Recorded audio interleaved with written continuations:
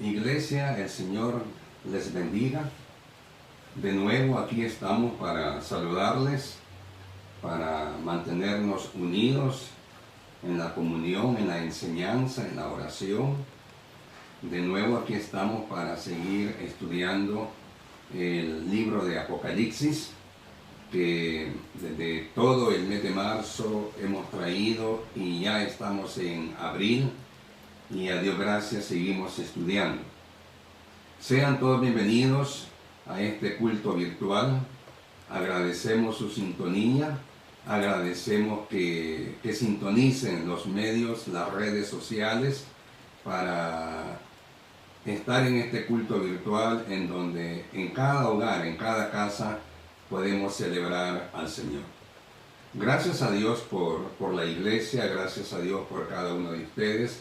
Espero se encuentren bien y aquí estamos dentro de nuestras limitaciones por la condición que existe para estar pendientes de cada familia de la iglesia. Que el Señor les bendiga.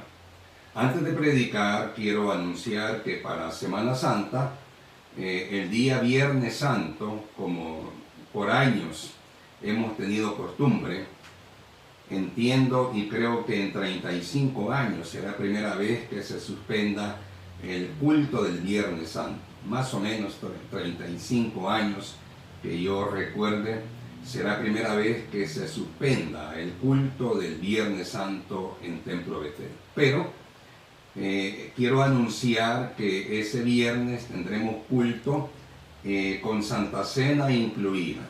Estaremos preparando un culto en donde habrá palabra de Dios y también celebraremos Santa Cena. Así que prepárese la iglesia para escuchar palabra de Dios el Viernes Santo y pues para celebrar Santa Cena ahí en su casa, ahí donde está, ahí podemos celebrar todo. De hecho aquí lo haremos, aquí se hará y pues desde aquí tendremos el culto para que todos participemos en la Santa Cena. Pero bien, así están las cosas, el Señor está bajo control y pues sigamos confiando que esto pasará y que el Señor tiene bendiciones para nosotros. Seguiremos siendo una iglesia bendecida y gracias a cada uno de ustedes por sintonizarnos. Vamos ahora a estudiar la sexta enseñanza sobre el libro de Apocalipsis. Habíamos iniciado el 1 de marzo y soy honesto al decir que sin lograr entender todo lo que se venía, pues sin lograr saber ni entender todo lo que había de suceder en el mundo, pues como iglesia quisimos estudiar Apocalipsis en el mes de marzo y pues así ha sido. Nadie sabía, nadie entendía, nadie podía dimensionar la magnitud de este problema, pero aquí estamos para seguir estudiando y para que toda la iglesia aprendamos sobre la palabra de Dios en el libro de Apocalipsis. Ahora toca la sexta enseñanza. Vamos a hacer como siempre un pequeño repaso de lo que han sido las 5 anteriores. Hemos estudiado al autor, a Juan, el discípulo, el más joven de todos, el discípulo amado, aquel que se recostaba en el pecho de Jesús, se supone que era el más joven, el que fue desterrado a la isla de Patmos por su fe en Cristo y por negarse a adorar al emperador. Sabemos que Patmos era la isla en ese momento de abandono en donde todos los indeseables del imperio iban a dar. Ahí Juan no estaba solo, ahí habían criminales, homicidas, ladrones, etc. Y entre ellos los cristianos porque se negaban a adorar al emperador. También habíamos aprendido de que a lo mejor Juan, y no lo sabemos, se quejó del sufrimiento por el destierro en Patmos, porque se sabe que nunca salió de ahí. Pero Dios lo lleva ahí con un objetivo, para revelarle el Apocalipsis. Mire qué experiencia y qué privilegio más hermoso el de Juan, el que Dios le revelara los tiempos de hoy. De tal manera que todo sufrimiento en Cristo tiene una explicación en Cristo. También habíamos estudiado el mensaje a las 7 iglesias. Las 7 iglesias simbolizan la iglesia universal. Cada iglesia, cada cristiano con sus errores a corregir. Eso significa, cada cristiano con sus errores a corregir. Y la invitación es, arrepiéntete, corrige, modifica eso, cambia eso. Ese es el mensaje a las 7 iglesias. Luego estudiamos ya en el capítulo 4 cómo la creación adora a Dios. La reverencia que la creación le presta a Dios. La reverencia que la creación le da a Dios.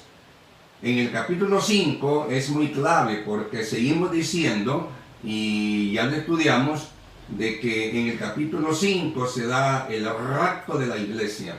Y como siempre digo en estos estudios, no estamos diciendo fechas, solo estamos diciendo que en el tiempo escritural de Apocalipsis, en el capítulo 5 sucede el rapto de la iglesia, porque ya dice, y reinaremos con Cristo sobre la tierra. Eso significa que como la iglesia reinará con Cristo, la iglesia ya está allá.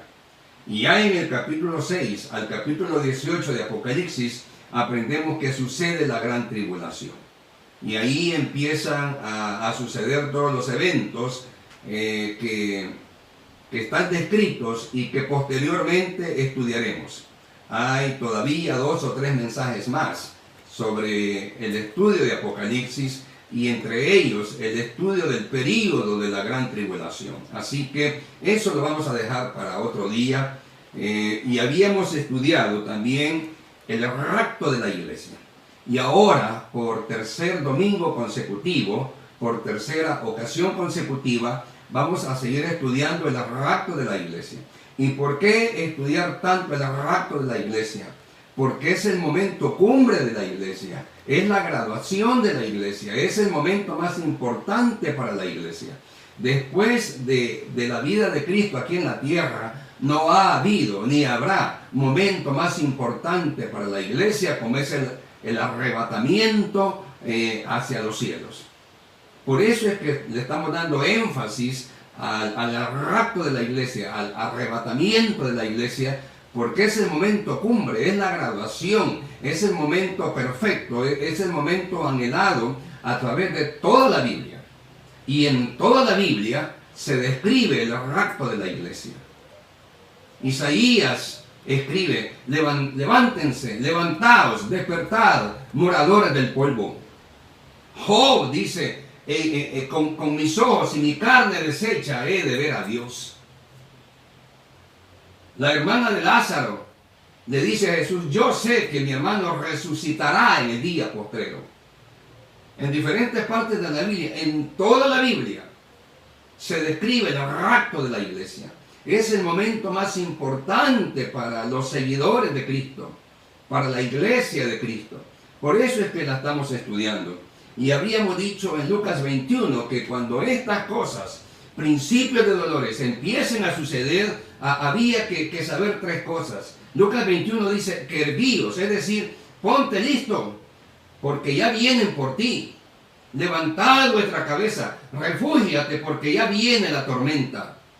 Y porque vuestra redención, vuestra transformación en Cristo está cerca. También habíamos estudiado en Mateo 24, el domingo anterior, que Jesús compara estos días con los días de Noé. Y nos habíamos dado cuenta que Jesús compara estos días con los días de Noé por las diferentes características que hay similares a los días de Noé. A la gente no le importaba a Dios. La gente en su abundancia comían y bebían, se daban en casamiento, se casaban, se daban en matrimonio.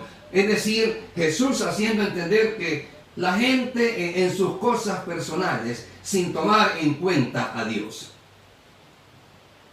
En la abundancia, el hombre comete el error de dejar a un lado a Dios. Se dedica a sus cosas, a sus fiestas, a su parranda, a sus logros, a sus triunfos, a su dinero, a sus conquistas materiales y deja a un lado a Dios. También habíamos estudiado que en los días de Noé nadie le creyó a Noé. Dice la Biblia en Pedro que Noé fue pregonero de justicia, pero nadie le creyó. No logró conquistar ni uno para salvación. Dice que cuando entró al arca, entró él y su familia. Ya, no logró, nadie le creyó. Igual ahora, el mundo confundido, el mundo angustiado, el mundo desesperado, sin hallar qué hacer. Pero nadie busca a Dios, tratando de darle otras explicaciones a estas cosas. También habíamos aprendido que en los días de Noé, la abundancia de la maldad. La abundancia de la maldad. Igual ahora, ¿verdad? Maldad de todo tipo. Maldad económica. Maldad política. Maldad religiosa. Maldad de carácter moral. Maldad laboral. Maldad en la ciencia. En la educación. El mundo está lleno de maldad, como en los días de Noé. Y la Biblia dice allá en Génesis 6 que Dios se sació, se hartó de la maldad del hombre. Por eso es que Jesús dice como en los días de Noé. Y como el rapto de la iglesia es el evento más importante para la iglesia, vamos ahora por tercer domingo consecutivo a estudiar el rapto de la iglesia. Ahí en Mateo 24... en el versículo 8 dice, y todo esto será principio de dolores, terremotos, hambrunas, pestilencias, guerras y rumores de guerras, falsos cristos, etcétera, falsos profetas, etcétera. Y vamos ahora a estudiar y hacer una continuación del domingo anterior, porque el domingo anterior terminamos en esto, que los principios de dolores son el momento de preparación para la iglesia, son el proceso de preparación para la iglesia. Cuando alguien se gradúa, pudo haber terminado todas sus materias, todas sus asignaturas, inclusive pudo haber terminado la tesis, pero eso no significa que está listo para la graduación. La universidad le pide hasta la partida de nacimiento, le pide una serie de requisitos, a veces piden hasta situaciones de carácter legal que está solvente con las autoridades para poderlo graduar. Los principios de dolores son el proceso de preparación para que la iglesia sea arrebatada. Los principios de dolores son el proceso de preparación para que la iglesia sea raptada a los cielos. Entonces debemos entender, iglesia, que con estas cosas Dios nos está preparando para su arrebatamiento. Con estas cosas estamos en el proceso de purificación. ¿Acaso no todos hemos reflexionado sobre las cosas que están sucediendo y sobre nuestra vida personal? ¿Acaso no nos ha servido esto para acercarnos más a Dios y reflexionar sobre nuestra condición? Los dolores, los principios de dolores, también la Biblia le llama dolores de parto. Los principios de dolores son el proceso de preparación que Dios tiene para la iglesia, para que se aliste, se prepare, esté lista y sea arrebatada. También son procesos para que el mundo crea, para que el mundo voltee a ver a Dios, para que el mundo busque una manera de arrepentirse y para que el mundo se dé cuenta que lo que está escrito en la palabra es verdad. Los principios de dolores son procesos de Dios hacia la iglesia y el mundo. Hacia la iglesia para prepararla para el arrebatamiento y hacia el mundo para darle una oportunidad, una concientización de arrepentimiento. Y segundo, para que el mundo vea que lo que está escrito no es mentira, no es fábula, no es ficción, no es cuento de niños. Es palabra de Dios y se cumplirá. Hemos estado diciendo en todos estos domingos que nosotros, esta generación, somos los mejores testigos de lo que está sucediendo y que la palabra de Dios se cumple. Así que vamos a estudiar el proceso. Vamos a estudiar el proceso de Dios. ¿En qué consiste este proceso? Y vamos a estudiar varias cosas. Y vamos a ir ahí a Mateo 26. Estamos en Mateo 24, pero vamos a avanzar a Mateo 26, versículos 69 al 75. Y vamos a estudiar el caso de Pedro. Fíjese de que es de notar que la Biblia dice que es necesario que todo esto acontezca, pero aún no es el fin. O sea que los principios del proceso es necesario. Y ya en Mateo 26 vamos a estudiar el caso de Pedro. Versículos 69 al 75 dice: Pedro estaba afuera en el patio sentado. Estaba hablando cuando Pedro le niega. Y se le acercó una criada diciendo: tú también estabas con Jesús el Galileo. Mas él negó delante de todos diciendo: no sé lo que dices. Saliendo él a la puerta, le vio otra y dijo a los que estaban ahí: también este estaba con Jesús el Nazareno. Pero él negó otra vez con juramento: no conozco al hombre. Un poco después, acercándose los que por allí estaban, dijeron a Pedro: verdaderamente también tú eres de ellos, porque aún tu manera de hablar te descubre. Entonces él comenzó a maldecir y a jurar: no conozco al hombre. Y enseguida cantó el gallo. Entonces Pedro se acordó de las palabras de Jesús que le había dicho: antes que cante el gallo, me negarás 3 veces. Y saliendo fuera, lloró amargamente. Los principios de dolores son procesos para que aprendamos a no negar la fe. En estos momentos, los principios de dolores son procesos para que aprendamos a no negar la fe en estos momentos. Los principios de dolores son procesos, y lo repito, para que aprendamos a no negar la fe en estos momentos. Es cuando más tenemos que poner nuestra confianza en Cristo. Es cuando más tenemos que poner nuestra fe en Cristo. Y fíjese que cómo son las cosas. En Mateo 24 dice que Mateo 24 dice: porque se levantarán falsos cristos y falsos profetas, y harán grandes señales y prodigios, de tal manera que engañarán, si fuere posible, aún a los escogidos. Versículo 26, ya os lo he dicho antes.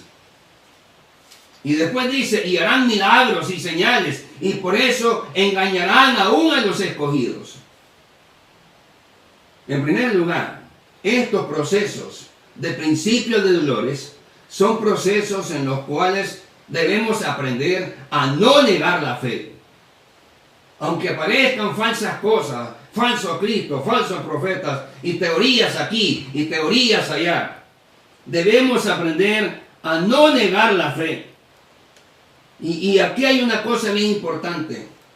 Muchos pueden ser engañados por cosas o milagros que suceden. La fe no debe depender del milagro.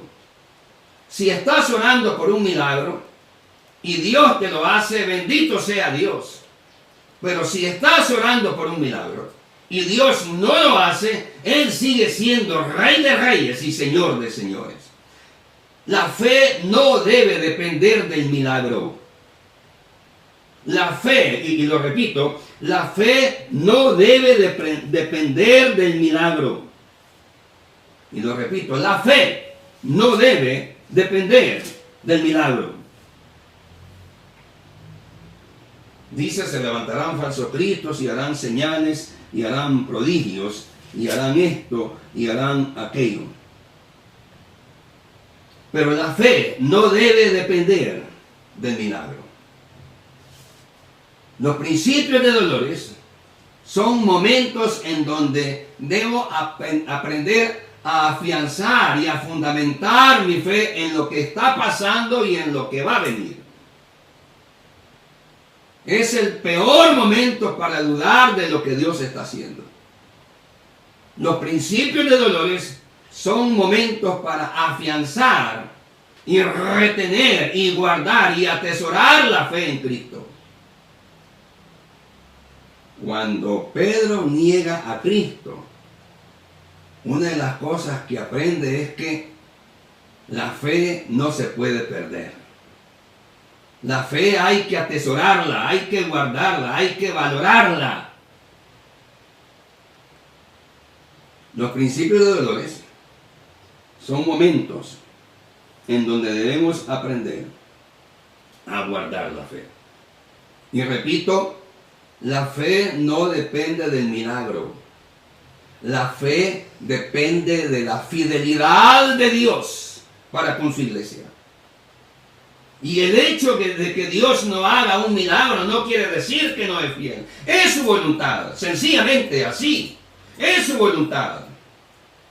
Lo que pasa es que quisiéramos que Dios nos arregle todo. Salud, dinero, casa, carro, empleo, deudas, etc.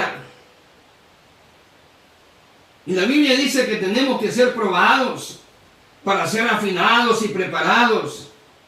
La fe no puede depender del milagro. La fe debe depender de que yo sé y estoy convencido que Dios es fiel y que siempre estará conmigo.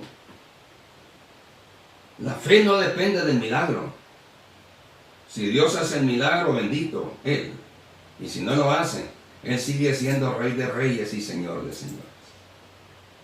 En segundo lugar, vamos a aprender que estos principios de dolores, en primer lugar, el caso de Pedro, es para afianzar la fe, es para no perderla. Estos momentos de angustia y gran tribulación y gran zozobra. Y fíjese que me llama la atención cuando dice la Biblia, y el bramido del mar. ¿Qué significa eso? El mar en la Biblia significa las multitudes. El mar en la Biblia significa los millones de gente, las muchedumbres. El bramido del mar es la desesperación de las multitudes. Y lo estamos viendo. La desesperación, la murmura de las multitudes, las protestas de las multitudes, la zozobra de las multitudes. Cuando dice el bramido del mar, la zozobra de las multitudes, las protestas de las multitudes, la inconformidad de las multitudes, la desesperación de las multitudes. Y lo estamos viendo.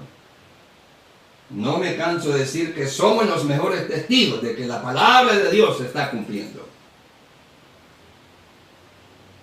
Así que en primer lugar, estos procesos en los cuales la iglesia y el mundo es sometido a principios de dolores es para afianzar y fundamentar y afirmar y cimentar nuestra fe en Cristo, que Él es fiel. No por milagros, no, sino que por su fidelidad.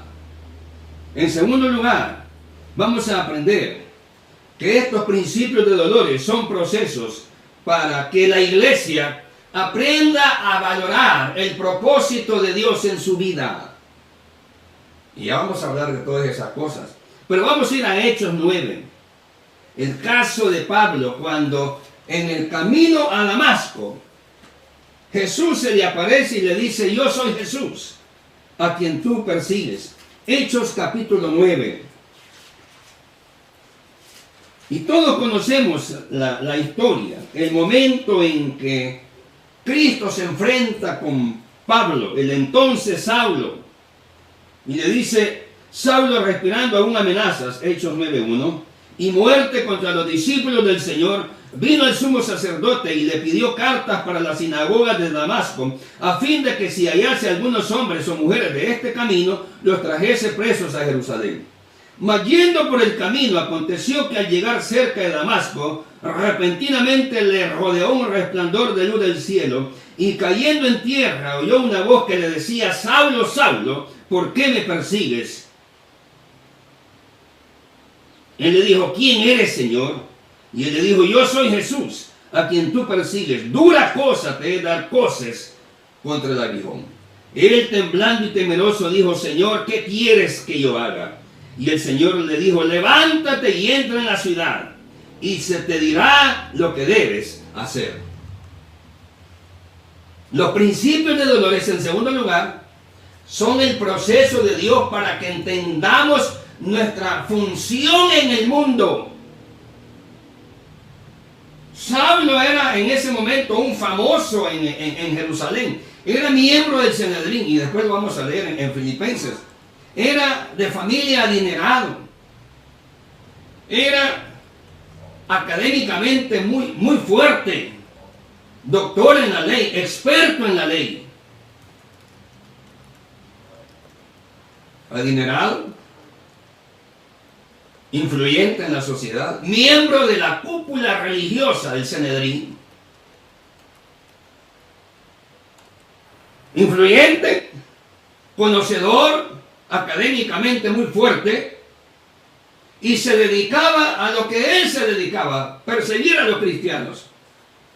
Pero cuando Jesús se le aparece, le dice: ¿qué quieres que yo haga? ¿Qué quiere Jesús que tú hagas? A ver, pregúntate, ¿qué quiere Jesús que tú hagas en este momento del mundo? Pregúntate. ¿Ya lograste lo que lograste? ¿O estás logrando lo que quieres lograr? ¿O estás luchando por lograr lo que quieres lograr? Pero ¿qué quiere Jesús que tú hagas? Y Jesús se le aparece y le dice: yo soy Jesús a quien tú persigues. Dura cosa te es dar coces contra el aguijón. Y Saulo le dice: ¿qué quieres que yo haga? Y le dice: levántate y vete a un tal Ananías, y ahí se te dirá lo que yo quiero que hagas. ¿Qué quiere Jesús que tú hagas? ¿Cuál es la función para la que Dios te puso en este mundo, en este tiempo? ¿Cuál es la tarea que Dios te ha asignado, por lo cual te trajo a este mundo en este tiempo? ¿Qué quiere Jesús que yo haga? ¿Qué quiere Jesús que tú hagas? En primer lugar, los principios de dolores son un proceso para aprender a afianzar, cimentar y fundamentar y consolidar la fe en Cristo. Y aprender que la fe no depende de milagros, la fe depende de la fidelidad de Dios. En segundo lugar, estos procesos sirven para enseñarnos a entender y a darnos cuenta que estoy aquí por un propósito en este tiempo y en este momento del mundo. ¿Qué quieres que yo haga?, le dice Saulo. ¿Qué quiere Jesús que tú hagas? ¿Qué quiere Jesús que yo haga? ¿Cuál es mi rol, mi papel, mi desempeño, mi tarea por la cual Dios me trajo a este mundo en este tiempo? Eso se llama el verdadero propósito de Dios para mí. Lo demás es secundario. Lo demás queda atrás y viene después. ¿Qué quiere Jesús que yo haga? ¿Qué quiere Jesús que tú hagas? ¿Para qué te puso en este momento? Los procesos de Dios, a través de los principios de dolores, para decirle al mundo que Él es fiel y que su palabra se cumple, y para darle al mundo un momento de arrepentimiento y de acercarse a Dios.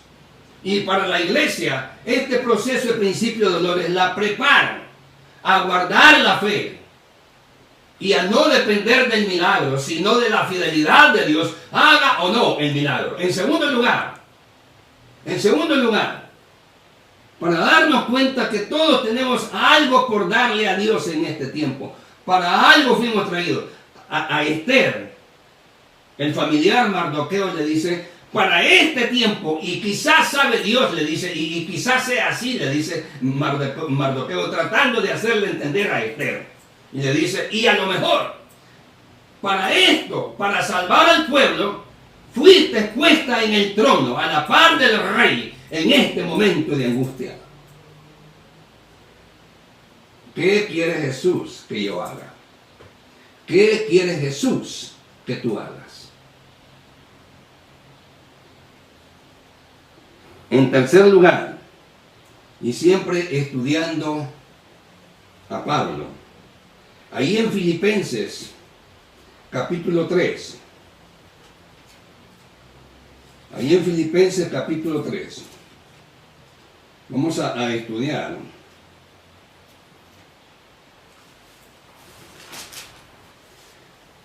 el tercer paso. ¿Para qué son útiles estos procesos de principios de dolores? En primer lugar, para guardar la fe, para entender que la fe no depende de milagros, sino de la fidelidad de Dios. En segundo lugar, para entender que yo algo tengo que darle a Dios en este tiempo. Para eso fui puesto en este momento del mundo y en este tiempo de angustia. ¿Qué quiere Jesús que tú hagas? ¿Qué quiere Jesús que yo haga? En tercer lugar, los principios de dolores, que son procesos para preparar la iglesia, también nos deben enseñar que Dios es mejor que todo.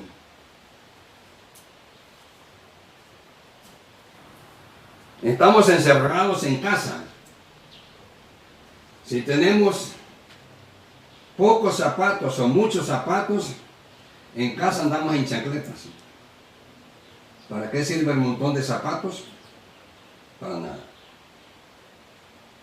Estamos encerrados en casa. Si tenemos mucha o poca ropa, cara o barata, ¿para qué sirve? Para nada. Todos andamos en ropa cómoda, camiseta, calzoneta, pants, perfumes caros. ¿Para qué sirven? Carros. No los podemos ni sacar. Si alguien tiene varias casas, no puede salir de donde está.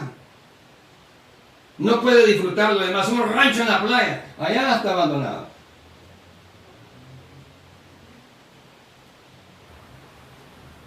Viajes a otros países, no nos dejan salir ni de este. Y en el otro no nos quieren. Ni nosotros queremos a los que vienen.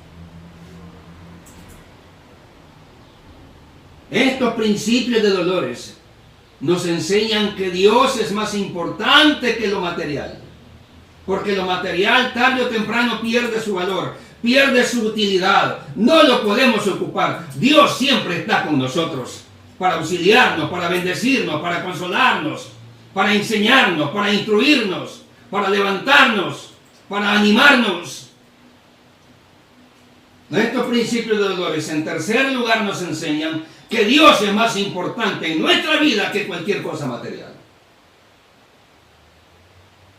Si eres algún académico, un ingeniero, un licenciado en economía, un arquitecto, un administrador de empresa, estás encerrado en la casa y no te dejan salir. Si eres un empresario con cierto nivel de éxito, pues ya te dijeron que cerres el negocio y que mandes a guardar a todos los empleados, porque no se puede trabajar.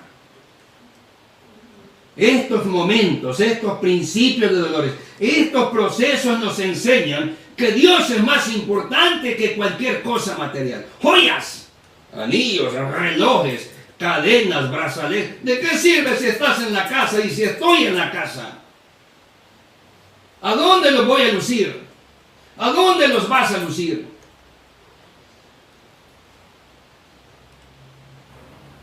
Estos momentos son procesos en donde entendemos en tercer lugar que Dios es más importante que cualquier cosa material. Y Pablo lo entendió en Filipenses capítulo 3, cuando dice ahí del 4 al 10. Pablo se está jactando y como ya dijimos quién era, y él mismo lo dice. Dice, aunque yo también tengo de qué confiar en la carne.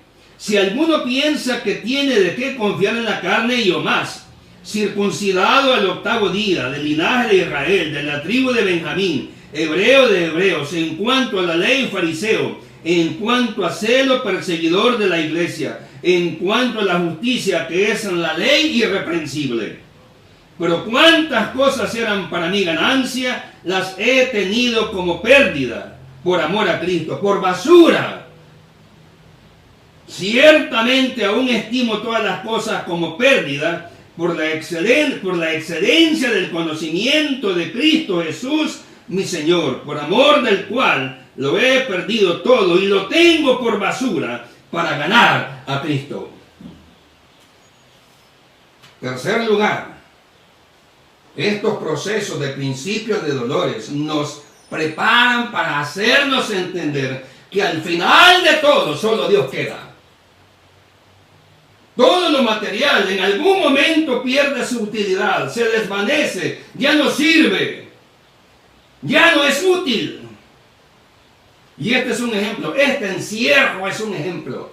Ropa cara o barata, mucha o poca, zapatos caros o baratos, mucho o poco, joyas de fantasía o de oro o de diamante, la que quieras, perfumes caros o baratos, carros y casas, títulos, de nada sirve. Estamos encerrados y solo Dios con nosotros.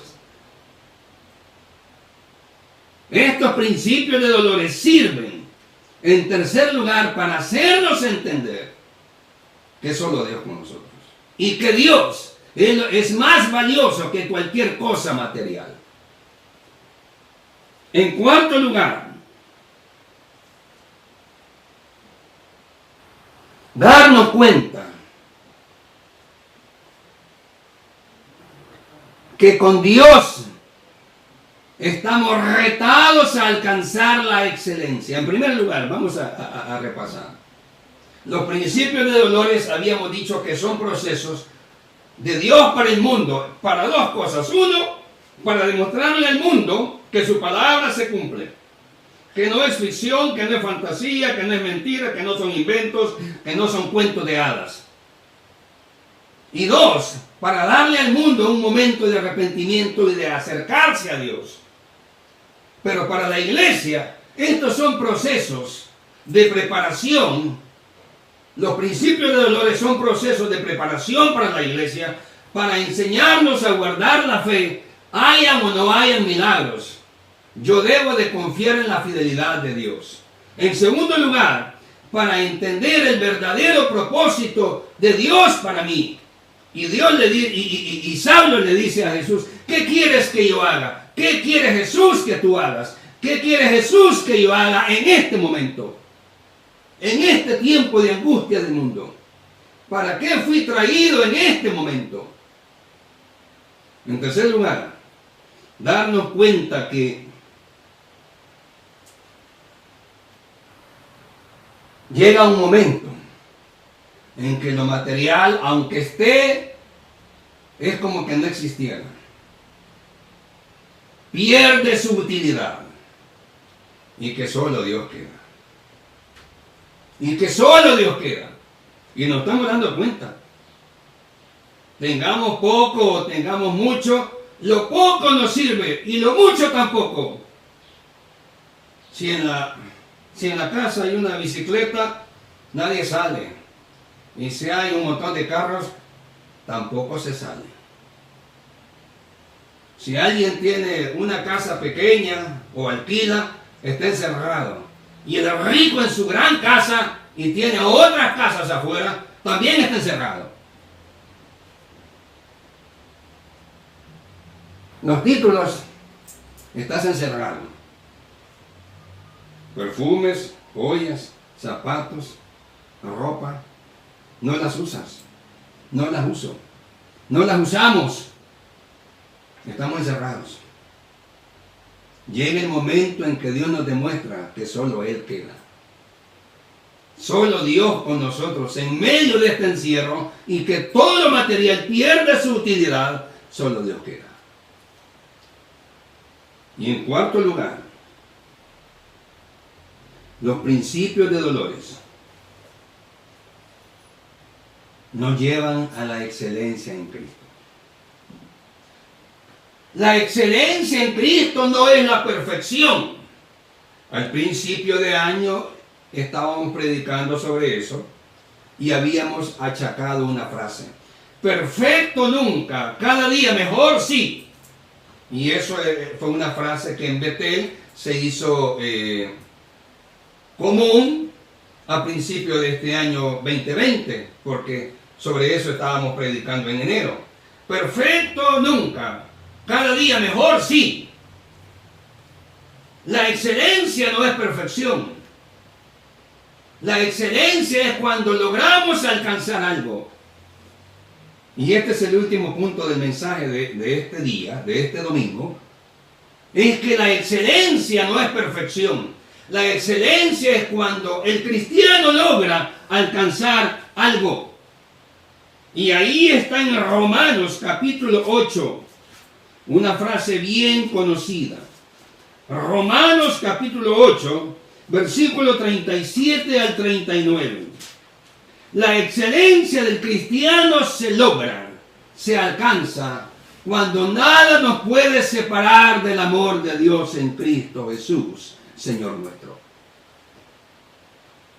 Cuando nada me separa del amor de Dios, entonces alcancé la excelencia. Pablo tenía su carácter, y a través de la Biblia se sabe que el carácter de Pablo era un poco difícil, explosivo. No era fácil hacer amistad con Pablo. Sabemos que tuvo discusiones en Hechos 15 con Pedro.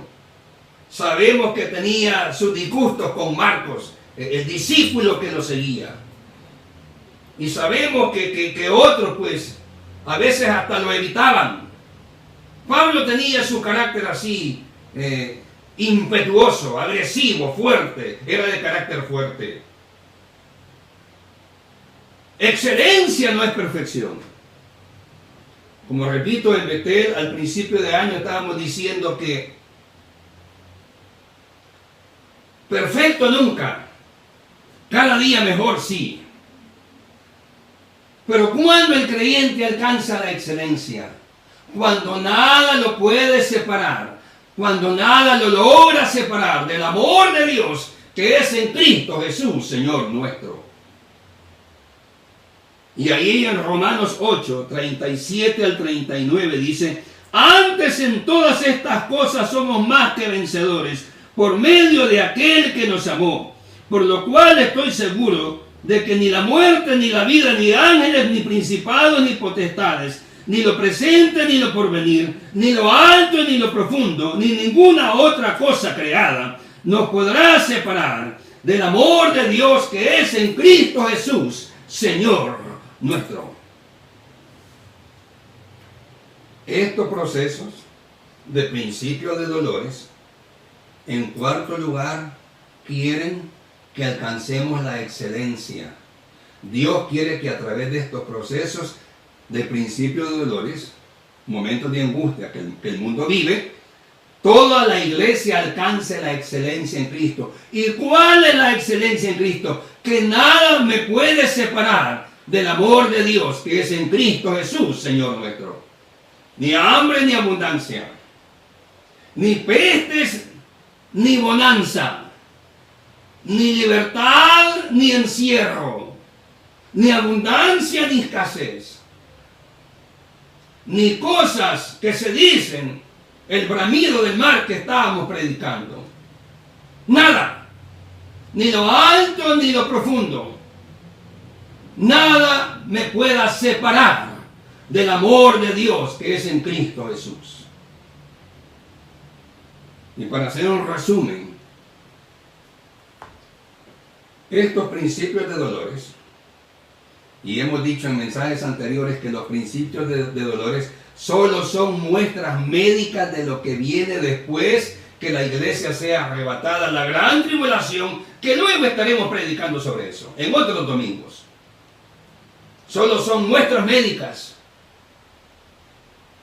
Pero estos principios de dolores preparan a la iglesia para el arrebatamiento, y la preparan en 4 aspectos: a guardar la fe que no dependa del milagro, sino de la fidelidad de Dios, a entender el verdadero propósito para lo cual fui puesto en este momento sobre el mundo. ¿Qué quieres que yo haga? ¿Qué quiere Jesús que tú hagas? En tercer lugar, solo Dios queda y lo material en algún momento desaparece.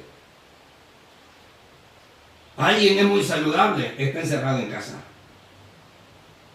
Tiene salud, está encerrado. Todo lo material en algún momento desaparece porque pierde su valor. Es como no tenerlo. Solo Dios queda. Y en cuarto lugar, el objetivo de estos procesos de Dios para la iglesia es que alcancemos la excelencia en Cristo. Y excelencia no es perfección. Es que nada nos pueda separar de la fe, del amor, de la intimidad, de la confianza que tenemos en Dios, en Cristo Jesús, Señor nuestro. Cuando nada nos separa de la fe y del amor en Cristo, hemos alcanzado la excelencia. Y es el propósito de Dios en estos procesos de preparación para su iglesia. Oremos. Padre, te damos gracias. Te damos gracias, Señor, por este momento de reflexión. Gracias por tu palabra. Gracias por tu consejo. Gracias por la iglesia que está pendiente y que se está preparando para tu arrebatamiento, Señor. Señor, sigue guardando a las familias y haciéndonos entender que al final solo tú quedas y que todo lo material desaparece. Es como no tenerlo, porque no es útil, porque de nada sirve tenerlo. Solo tú quedas. Señor, que aprendamos a guardar la fe. Señor, que entendamos el propósito por lo cual fuimos puestos. ¿Qué quieres tú que yo haga? Y por último, para que nada nos aparte de tu amor. Y entender que tú eres lo más importante en nuestra vida. Gracias, Padre. Bendice tu iglesia. Amén.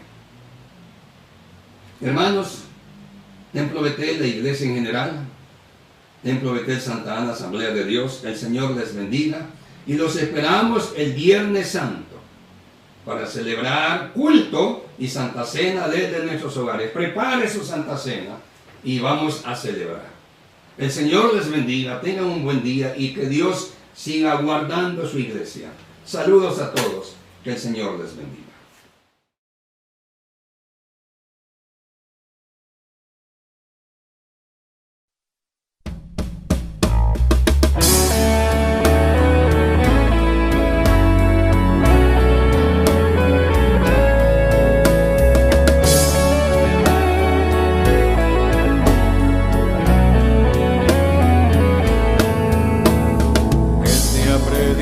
Se acerca, Cristo Jesús vendrá. Aparición tan sublime, todo le verá. Y fulgidas multitudes su trono rodearán. Cánticos nunca escuchados, la espera inundará.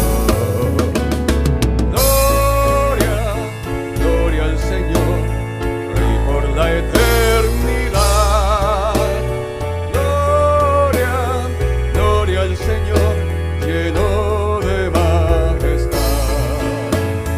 Gloria, aleluya, su pueblo exclamará.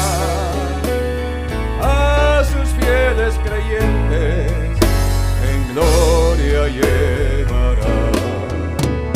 Para el rebaño escogido no habrá confusión, orarán perpetuamente en perennal mansión.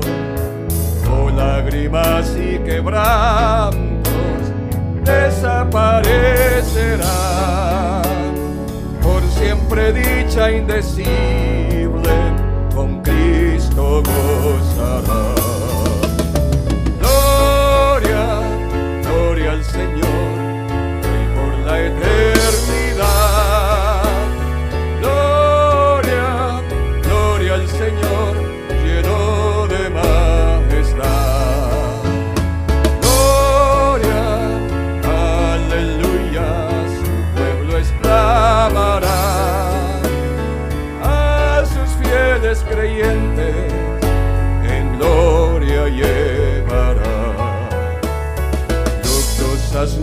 males que agobian mi débil ser aquí, más divinal refrigerio tendré en Jesús ahí.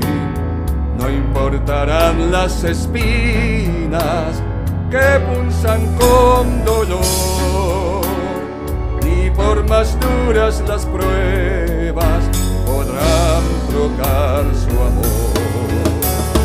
Gloria, gloria al Señor, Rey por la eternidad. Gloria, gloria al Señor, lleno de majestad. Gloria, aleluya, su pueblo exclamará.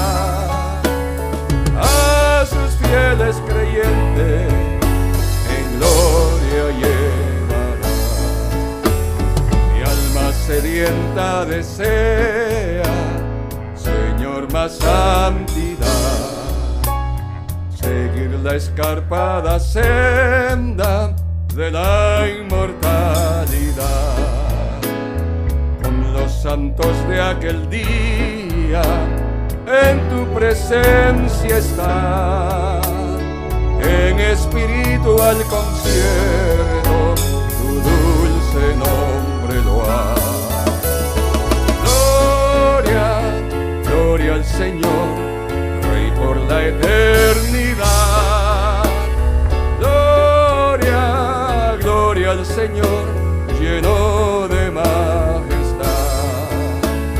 Gloria, aleluya, su pueblo exclamará. A sus fieles creyentes en gloria llevará.